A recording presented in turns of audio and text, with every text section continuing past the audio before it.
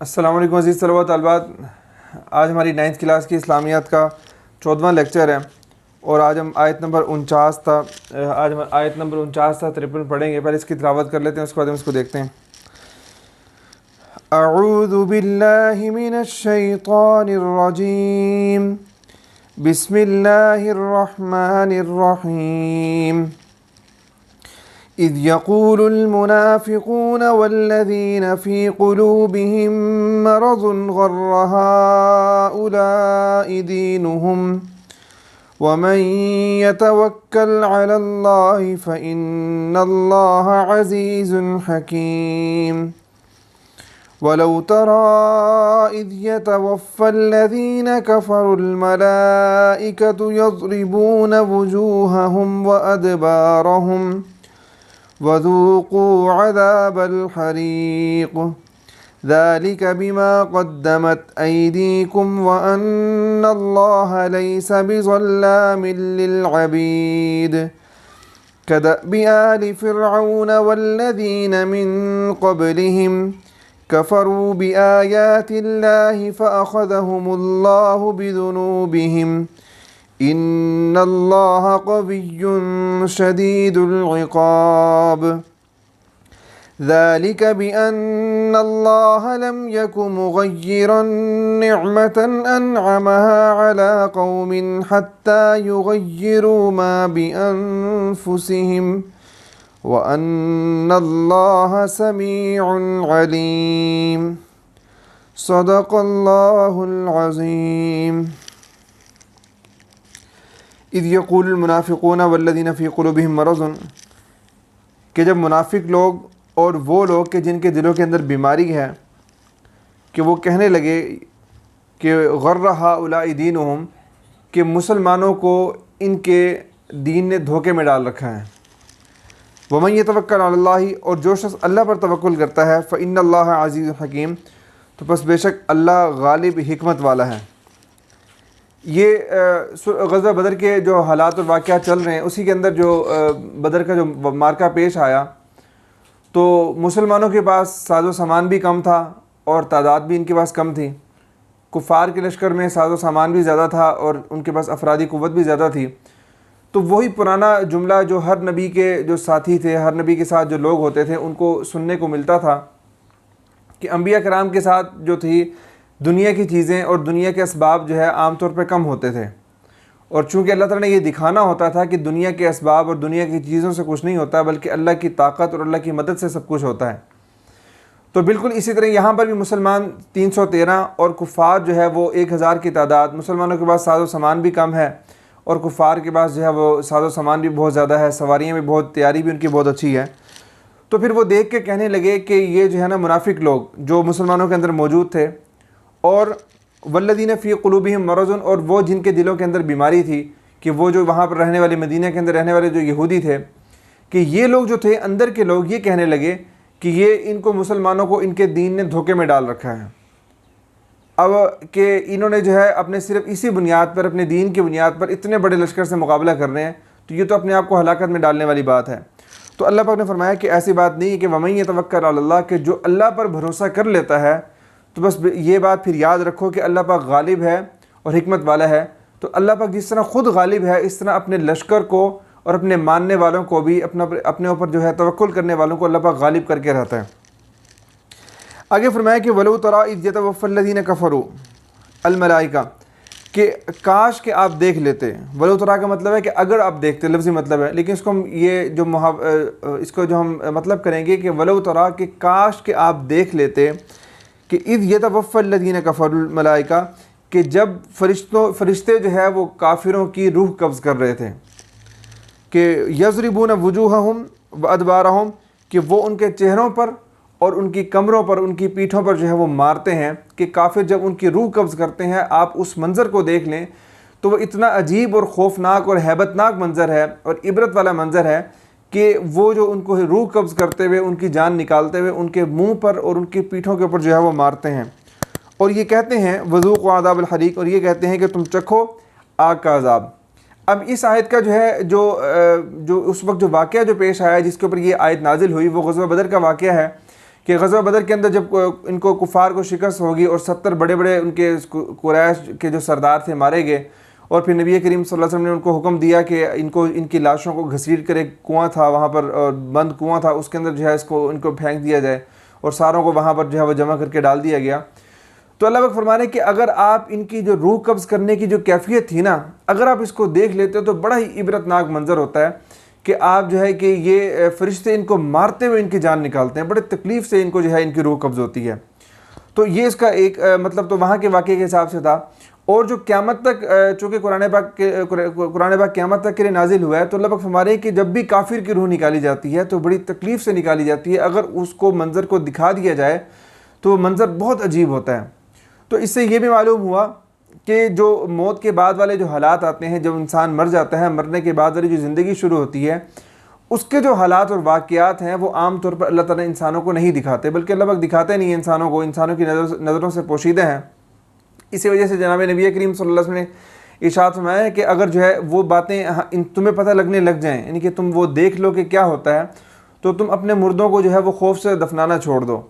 تو اب وہ اس کی جو کیفیت، عذاب کی کیا کیفیت ہوتی ہے، اور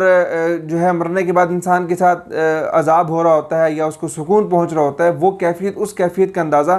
ہم اس آنکھ سے اور یہاں پر جو ہے رہتے ہو ہم نہیں لگا سکتے۔ تو فرمایا کہ اگر آپ دیکھیں تو بہت ہی عجیب منظر ہوتا ہے، اور فرمایا کہ ذالک بما قدمت ایدیکم، یہ جو ان کے ساتھ جو ہوتا ہے یہ معاملہ، کہ ذالک بما قدمت ایدیکم، یہ اس وجہ سے ہوتا ہے کہ جو ان کے ہاتھوں نے آگے بھیجا۔ قدمت ایدیکم یہ جو ہے لفظ بولا جاتا ہے کہ ان کے ہاتھوں نے آگے بھیجا۔ ہاتھوں نے آگے بھیجے کا مطلب کیا ہوتا ہے؟ جو انہوں نے کام کیے۔ تو عام طور پہ آدمی جو ہے اپنے جو کام وغیرہ کرتا ہے اپنے ہاتھوں سے ہی کرتا ہے، جو اپنے ہاتھوں کی کمائی ہے وہ وہی کھاتا ہے ہاتھوں سے جو ہے نا وہ۔ تو یوں کہا جاتا ہے کہ ان کے جو اعمال ہیں، انہوں نے جو کام کیے تھے، یہ جو انہوں نے آگے کے لیے کام بھیجے تھے، کیا مطلب کہ یہاں پر جو انسان کام کرتا ہے اس کا اجر اور اس کا صلہ آخرت میں ملتا ہے۔ تو اللہ پاک فرما رہے ہیں کہ یہ جو ان کو عذاب جو ہو رہا ہے، ان کو جو تکلیف جو ان کو دی جا رہی ہے، کہ یہ اس وجہ سے کہ جو انہوں نے کام، جو ان کے ہاتھوں نے کام کیے، یعنی کہ جو انہوں نے کام آگے بھیجا۔ اور وَأَنَّ اللَّهَ لَيْسَ بِظَلَّامٍ لِّلْعَبِيدِ، کوئی شخص یہ بات ذہن میں نہ کسی کا آئے کہ یہ اللہ تعالیٰ نے ان کے اوپر ظلم کیا، کہ بلکہ فرمایا کہ وَأَنَّ اللَّهَ، کہ بے شک اللہ لَيْسَ بِظَلَّامٍ لِّلْعَبِيدِ، اپنے بندوں پر ظلم کرنے والا نہیں ہے۔ اللہ پاک کو کسی سے کوئی دشمنی نہیں ہے، اللہ پاک اپنے بندوں پر ظلم نہیں کرتا۔ یہ بندوں کے اپنے خود کرتوت ایسے ہوتے ہیں، خود اس کے کام ایسے ہوتے ہیں کہ جس کی وجہ سے اس کو سزا ملتی ہے۔ تو یہ آگے فرمائیں کہ کدأب آل فرعون، دأب کہتے ہیں عادت کو، طریقہ کو، اور کاف کا مطلب ہوتا ہے جیسے، کہ فرمایا کہ کدأب آل فرعون کی ایسے اسی طرح کا جو معاملہ تھا یہ فرعون کی جو آل فرعون جو تھی، فرعون کے ساتھ جو ماننے والے تھے ان کے ساتھ تھا، یعنی اسی طرح کا طریقہ اور اسی طرح کا واقعہ جو ہے حالات ان کے ساتھ پیش آئے کہ والذین من قبلہم، اور وہ لوگ کہ جو ان سے پہلے تھے، کہ کفروا بآیات اللہ، انہوں نے اللہ کی آیات کا انکار کیا، فأخذہم اللہ بذنوبہم، تو پس اللہ تعالیٰ نے ان کے گناہوں کے سبب ان کو پکڑ لیا۔ تو اللہ پاک فرما رہے ہیں کہ یہ جو کفار کے ساتھ غزوہ بدر کے اندر جو واقعہ پیش آیا ہے کہ دنیا کی ذلت اور آخرت کی رسوائی دونوں ان کو جو ہے ملی ہیں، یہ کوئی نئی بات نہیں ہے، بلکہ پہلے بھی قومیں جو تھیں، جو پہلے انبیاء کرام کے جو نافرمان لوگ ہوتے تھے، جیسے فرعون کے ماننے والے تھے اور ان کے علاوہ اور جو ہے انبیاء کرام کو جو جھٹلانے والے لوگ تھے، کہ کفروا بآیات اللہ، انہوں نے اللہ کی آیات کا انکار کیا، تو بس اللہ تعالیٰ نے ان کے گناہوں کی وجہ سے ان کو پکڑ لیا۔ ان اللہ قوی شدید العقاب، کہ بے شک اللہ پاک جو ہے وہ بہت زیادہ مضبوط قوت والا اور شدید العقاب، سخت عذاب دینے والا ہے۔ آگے اللہ تعالیٰ نے ایک اصول بیان فرمایا کہ ذالک بأن اللہ لم یک مغیرا نعمتا انعمہا، اور یہ اس لیے ہے کہ بأن اللہ، کہ بے شک اللہ لم یک مغیرا، اللہ پاک تبدیل نہیں کرتا، نعمتاً کسی نعمت کو، انعمہا جو نعمت وہ کر دے، علی قوم کسی قوم پر، حتیٰ یغیروا ما بانفسہم، حتیٰ کہ وہ خود اس کو تبدیل نہ کر دیں، حتیٰ یغیروا ما بانفسہم، کہ وہ خود اپنی ذات کے اعتبار سے اس نعمت کو تبدیل نہ کر دیں۔ وَأَنَّ اللَّهَ سَمِيعٌ عَلِيمٌ، اور بے شک اللہ تعالیٰ بہت زیادہ سننے والا، بہت جاننے والا ہے۔ یہ اللہ پاک نے فرمایا کہ اللہ پاک جو ہے، اللہ پاک کا یہ اصول اور ایک جو ہے اللہ پاک کا طریقہ ہے کہ اللہ پاک نعمت انسان کو دے دیتے ہیں، یعنی کہ جب اللہ پاک نعمت دیتے ہیں تو نعمت دیتے وقت جو ہے اللہ پاک بغیر حساب کتاب نعمت دے دیتے ہیں. ایک آدمی جو ہے وہ اچھا ہے، ایک آدمی برا ہے، اللہ پاک نعمت اس کو عطا کر دیتے ہیں. لیکن نعمت کا باقی رہنا یہ کب ہوتا ہے؟ کہ جب انسان صحیح طرح زندگی گزارتا ہے، اللہ کی مان کر چلتا ہے. تو اللہ پاک فرما رہے ہیں کہ ذالک بان اللہ لم یک مغیرا، کہ اللہ پاک کا یہ اصول ہے کہ اللہ پاک نعمت کو تبدیل نہیں کرتے، نعمت کو چھینتے نہیں ہیں. نعمت کو کب تک نہیں چھینتے؟ جب تک کہ بندہ خود اس نعمت کو جو ہے وہ خراب نہ کر لے، اس نعمت کو تبدیل نہ کر لے. جیسے جو ہے مثال کے طور پر جب یہ آیت نازل ہوئی تو اس سے پہلے کہ ہم تھوڑے سے واقعات کو ہم دیکھتے ہیں کہ جو قریش، جو مکہ کا جو علاقہ تھا، اللہ پاک نے جو ہے ان کو بہت زیادہ ان کی انعام سے اور روحانی اعتبار سے، دین کے اعتبار سے، دنیا کے اعتبار سے بہت زیادہ نعمتوں سے ان کو مالا مال کیا تھا. کہ روحانی اعتبار سے یہ دیکھیں کہ دین کے اعتبار سے کہ وہاں خانہ کعبہ موجود تھا، کہ وہ پورے دنیا کا مرکز وہاں پر موجود تھا، اور حضرت ابراہیم علیہ السلام نے اس کو بنایا تھا. ایک بڑی یادگار تھی، لوگ دور دراز سے آتے تھے، اسلام سے پہلے بھی وہاں پر حج کرنے آتے تھے. تو اور اس کے علاوہ جو دوسری جو چیز تھی جو سورۃ القریش کے اندر اللہ تعالیٰ نے بیان فرمائی کہ رحلۃ الشتاء والصیف، کہ یہاں پر جو ہے یہ قافلوں کی گزرگاہ تھی. تو قافلوں کا یعنی کہ تجارتی لحاظ سے، دنیاوی اعتبار سے بھی یہ مکہ جو تھا بہت اہم پوائنٹ تھا. کہ اللہ تعالیٰ نے فرمایا کہ ہم نے جو ہے تمہیں یہ نعمت عطا کی. اللہ پاک نے اس صورت کے اندر بیان فرمایا کہ جو ہے وہ سردی اور گرمی کے جو لشکر جو ہیں، وہ لشکر جو ہے وہ قافلے جو ہیں، تجارتی قافلے، وہ یہاں پر گزرتے ہیں اور ان سے جو ہے تم فائدہ اٹھاتے ہو. تو یہ اللہ پاک کی نعمت تھی. لیکن اب قریش کے جو لوگ مسلمان نہیں ہوئے، جس طرح ابو جہل تھا اور یہ لوگ بڑے بڑے جو تھے اسلام نہیں لائے اور بدر کے اندر مارے گئے، تو اللہ پاک فرما رہے ہیں کہ دیکھو ہم نے تمہیں اتنی زیادہ نعمت دی کہ تمہیں خانہ کعبہ کا متولی بنایا، خانہ کعبہ کا ہمسایہ بنایا، اس کی خدمت کرنے کا تمہیں موقع دیا دین کے اعتبار سے اور دنیا کے اعتبار سے، کہ تمہیں تجارتی لحاظ سے بہت اہم پوائنٹ تمہیں دیا اور تمہیں کاروبار کے لیے بہت زیادہ مواقع تمہیں دیے. لیکن اتنی بڑی نعمتوں، اس کے علاوہ جو نعمتیں انسان کی جسم کے اعتبار سے ہیں، باقی اعتبار سے ہیں، وہ تو بے شمار ہیں. اور اس کے علاوہ فصاحت بلاغت دی، ان کو عربی زبان کے اندر مہارت دی، شعر و شاعری ان کو جو ہے نا سمجھداری ان کو عطا کی. کہ ابو جہل جو تھا وہ بہت زیادہ سمجھدار آدمی تھا، عرب کے اندر لوگ اس کو بڑی عزت کرتے تھے اس کی سمجھداری کی. لیکن یہ ساری نعمتوں کا اللہ پاک فرما رہے ہیں کہ تم نے کیا فائدہ اٹھایا؟ کہ اللہ پاک کہہ رہے ہیں کہ میں نے جو ہے ان نعمتوں کو تبدیل نہیں کیا، بلکہ تم نے اپنے کام ہی ایسے کیے کہ تم نے اپنے کاموں کی وجہ سے، تمہارے کاموں کی وجہ سے ان نعمتوں کو تم نے عذاب کے اندر تبدیل کر لیا. اور نتیجہ اب تمہارے سامنے ہے کہ دنیا بھی ہاتھ سے گئی اور آخرت کے اندر بھی رسوائی کا سامنا کرنا پڑا. تو بالکل اسی طرح یہی حالت ہے ہر اس انسان کے ساتھ کہ جس کو اللہ تعالیٰ نے نعمت دی ہے، میرے ساتھ، آپ کے ساتھ. کہ اللہ پاک نے ہمیں نعمتیں جو دے دی ہیں، اللہ پاک نے ہمیں آنکھوں کی نعمت دی ہے، اللہ پاک نے کان کی نعمت دی ہے. نعمت دیتے ہوئے اللہ تعالیٰ نے ہمیں کچھ نہیں کہا. لیکن اب اگر ہم اس کو باقی رکھنا چاہتے ہیں، اس سے فائدہ اٹھانا چاہتے ہیں اور اس کا ہم اجر حاصل کرنا چاہتے ہیں، اس کو صحیح استعمال کریں گے تو فائدہ ہوگا. اگر غلط استعمال، آنکھوں کا اگر کوئی آدمی غلط استعمال کرتا ہے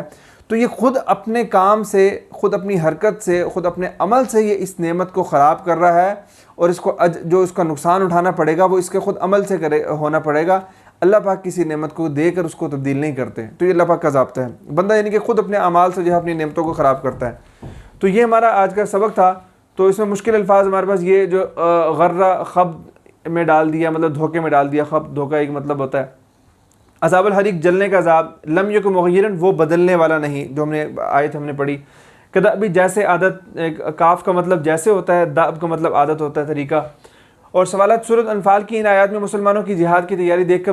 منافقین نے کیا تبصرہ کیا کہ جب وہاں سے یہ جو پہلی ہم نے آیت پڑھی کہ یقول المنافقون والذین فی قلوبہم مرض کہ غر ہؤلاء دینہم، کہ جب وہ تیاری کر کے جب نکلے مسلمان تو انہوں نے یہ تبصرہ کیا کہ دیکھو ان کو دین نے ان کو دھوکے میں ڈال رکھا ہے کہ اتنے بڑے لشکر سے یہ ٹکرانے کے لیے نکل رہے ہیں. اور یہ جملہ ایسا تھا کہ یہ پہلے بھی جو ہے انبیاء کرام کے ساتھ جو ان کے ساتھی ہوتے تھے ان کو سننا پڑتا تھا. لیکن اللہ تعالیٰ نے آگے فرما دیا کہ جو اللہ پر توکل کرتا ہے تو یہ بات یاد رکھے کہ اللہ تعالیٰ غالب ہے اور بہت حکمت والا ہے. تو یہ آج کا سبق تھا. انشاءاللہ نیکسٹ لیکچر کے اندر اگلی آیت ہم پڑھیں گے. بہت شکریہ.